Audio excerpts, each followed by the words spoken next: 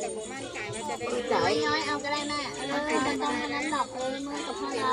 การจะจอยมาถึงเราแม่ก็พอแล้วฟังกัน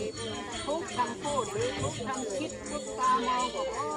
จะได้ให้แข็งแรงแข็งแรงเลยคิดอะไรให้มีความสุขนะสาธุสาธุดีใจจะจำว่าจิตจำมโนกรรมนะโหจิตจำจำแล้วกันนะ